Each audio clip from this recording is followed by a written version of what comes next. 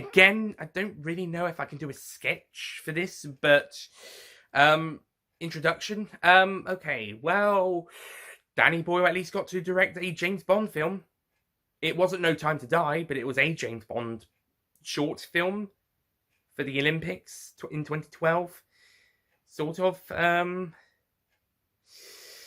Well, and some of the decisions he or the producers decided to go with are a bit questionable. Let's dive into Happy and Glorious, the James Bond short from the London 2012 Summer Olympics opening ceremony.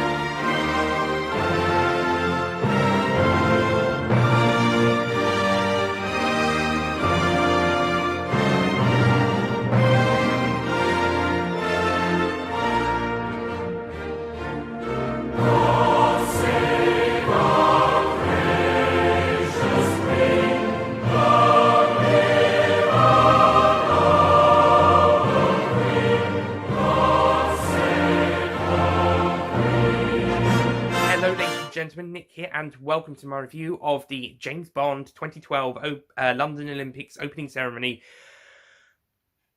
short film, Happy and Glorious. Sorry about that little pause. I had to get my breath back for a second.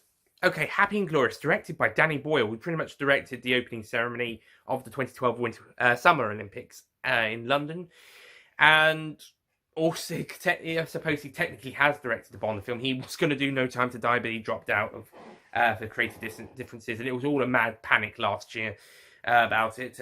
So how does he do with this short film, which would, well, if he was still doing No Time to Die, well, one, it would be out last month or in October, instead pushed back to 1st February, then April next year, and secondly, how it is on its own film.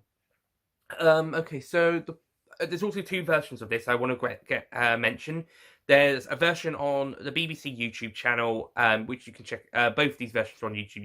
You can check the shortest it is without a commentary, just a little bit at the very end, on the BBC YouTube channel, and then you've got the Olympic YouTube channel one with the full commentary. Well, I say full commentary, sort of commentary, so I'm going to talk about both. So the short film basically sees at the very start a very un-Bondian title sequence, with the title being sort of on a badge being sewed on to a uniform for a guard, and we see a taxi being driven into Buckingham Palace, while some Brazilian, presumably because it's Brazil's flag on their hats, and it's in the Brazilian colours. Some Brazilian children are getting taken on a Buckingham Palace tour, and somehow a taxi is more exciting to them. Though it's not just any person in this taxi, as Calvin Dyson says in his review. It is, of course, Daniel Craig's James Bond, or as the commentators on the commentary version on the Olympics YouTube channel says, James Bond.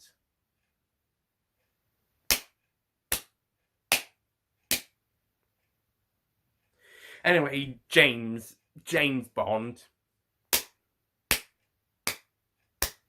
is taken to see Queen Elizabeth II, and well, the reaction to everyone, if you watch the Olympic YouTube channel version of this, or if you watch the whole opening ceremony in full, this bit there was a bit of a cheer when Bond was in the room with her, and then when she turned around, there was a massive cheer. And I remember watching this on the telly. This was great, but to see the Queen, turn around and say, "Good evening, Mr. Bond." I hadn't got into James Bond just yet.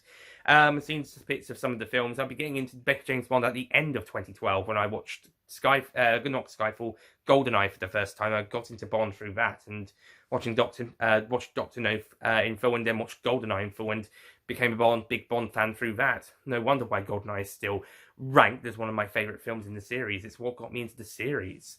Full stop. Like with Calvin Dyson, who I mentioned a few minutes ago, Moonraker is one of his favourite films, and that was the film that got him into the series, so it makes a lot of sense.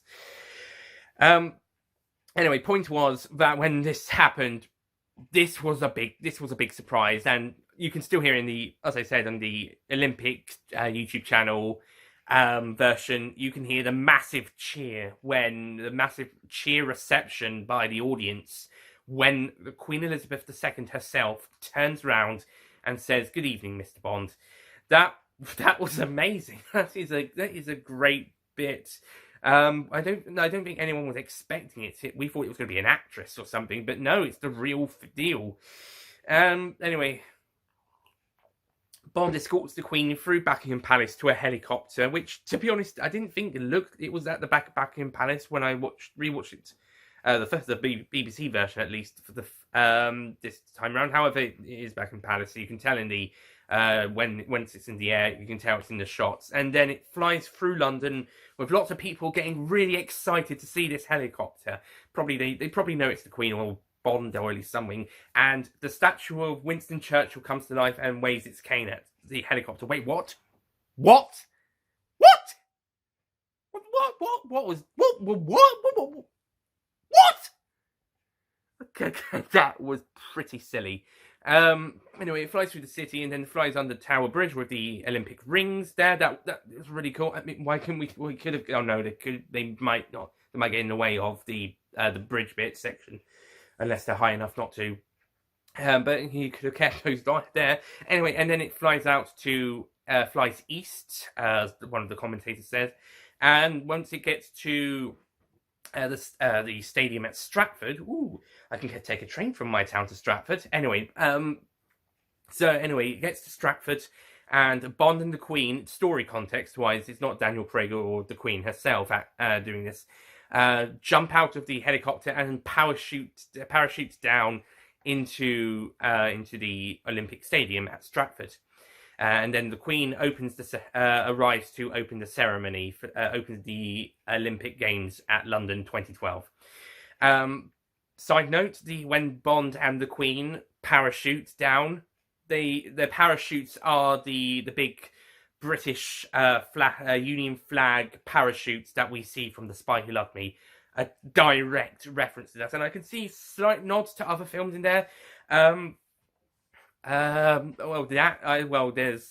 sure there was a reference to another film somewhere in there, but I definitely know that one of the speed up editing, speed up shots of the camera flying towards some people on the top of a garden roof. I think that might be an unintentional reference to Die Another Day. I'm pretty sure there's a reference to another film from the series in here somewhere. I'm just not sure where. I can't remember. Of course, this film probably would be in the same timeline as Casino Royale and Quantum of Solace, and if tied in, and if canon, then it could be just before Bond goes on his mission in Istanbul, which is at the very start of Skyfall. So this is just before the events of Skyfall, perhaps. Well, it depends whether it's Judi Dench or Ray Fiennes, or Ralph Fiennes, as I call him. Which one of their M's sent him to Buckingham Palace. But, it's Bond's 50th anniversary. It makes a lot of sense. Okay, so the positives and the negatives. Negatives first. Okay, I don't like some of the editing. I don't like quite a lot of the editing. There's quite a bit of poor editing. There's a couple of shots that Calvin Dyson called Corgi POV, or at least that's what he thought it would be called. Some pretty terrible editing. Weird shots of just people. Some of them edited pretty poorly. What the fuck was that Winston Churchill thing doing? And that Die Another Day unintentional reference to that film. Yeah, I say it's unintentional because it looks like one of the shots or how it's edited, or because it looks like a shot and or edit from that film of them over the buildings, and then it zooms onto this garden roof party, and they're having a bit of a slight bit of a party or something. And don't even get me started on that fucking commentary. Okay, I'm gonna get started. Okay, on the Olympic YouTube channel. I don't know who wrote or said that commentary, but my god, that was terrible. I don't think these guys who did this commentary, I don't think they're BBC Sports commentators or ones who would commentate on a game of football or rugby or whatever, or in a chat room after the game or at half time or something, because they're pretty bland, they're pretty boring commentators. You want someone who's a bit more excited, you want a bit more impulse. They say the ending is epic, but they don't sound that invested. Listen to me, I'm sounding invested to this. And this is what you want from the commentary. You want to hear investment, but they just sound bored. And some of the times I can't make out what they're saying because the music's a bit loud when they're playing, not Bond tracks, not until the end at least. They're playing other pieces of British music, such as Dam Busters with the helicopter flights, and then at the very end with the parachute jump, that's when they have the Bond theme. But with the bit when they're flying past Big Ben and Winston Churchill, I can't hear what the commentators are saying. And when I can hear them, they're saying stupid stuff. Something pretty stupid, like, oh, heading out east. Or some sort of gig laugh with the corgis just doing absolute shit. And, of course, James Bond.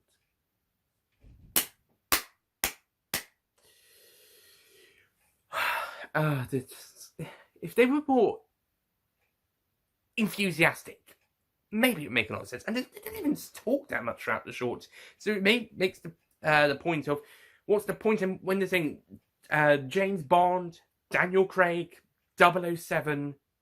I feel that's out of place. It should be James Bond 007 as played by Daniel Craig. And I think they sort of get that at the end where it says, when they say James Bond as played by Daniel Craig, or Daniel Craig as James Bond, but something along those lines. So, yeah, I hate the commentary version. Just not so for the version of it. It's just the commentary itself. It just sucks.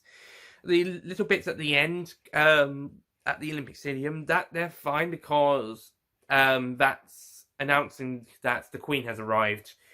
That's fine, as well as the helicopter being there. I think whatever was in the BBC version, the BBC version is the better one.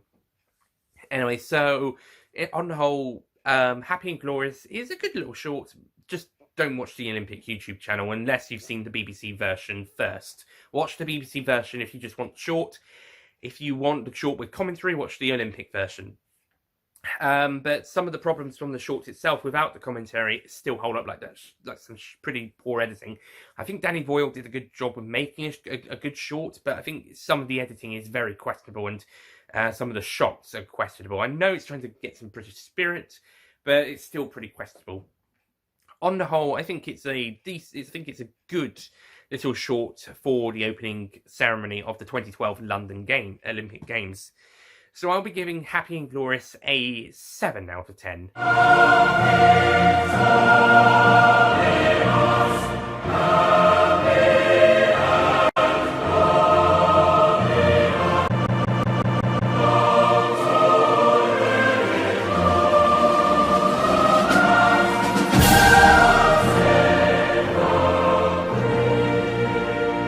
did consider this an 8, but I think due to some pretty bad editing, I mean, it's not as bad as Dying Over Days or Quantum of Solace or Thunderball, but I think it's some pretty weak editing here. So it's knocked down a bit for that. But you know what? I still think it's pretty good. Anyway, so that's it from me. Thank you for watching. I'm going to review one more thing before we get back to Skyfall, and that is the documentary Everything or Nothing, The Untold Story of James Bond 007. Not to be confused with the game Everything or Nothing that came out 8 years prior. That's it from me. I'll see you guys next time. Goodbye.